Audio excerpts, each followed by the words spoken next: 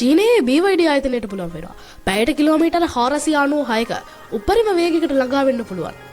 ලෝකයේ වේගවත්ම මෝටර රථය BYD Yangwang U9 Extreme මෝටර රථය නිෂ්පාදනය කරන්න. අද අපි කතා කරන්නේ රහස තුලින් මේ Yangwang U9 Extreme මෝටර රථය සම්බන්ධයෙන්. රැඳෙන්න මේ සුවිශේෂී වීඩියෝවේ අවසානයේ තෙක්.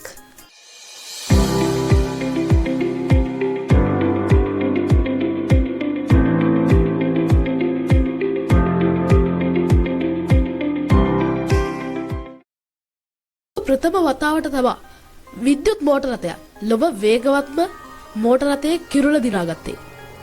මීට කලින් මේ කිරුළේ අයිතිකාරයා බුගාටි චිරෝන් එම මෝටර රථයට පුළුවන් උනේ පැයට කිලෝමීටර් 490ක උපරිම වේගයකට ළඟා වීමට පමණයි.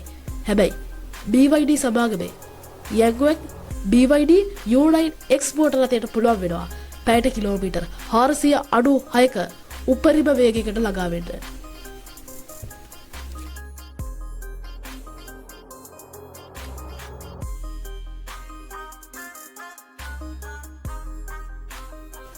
ඉතින් මේ අපිට දැක ගන්න තියෙන්නේ BYD සමාගමේ අලුත්ම නිර්මාණය.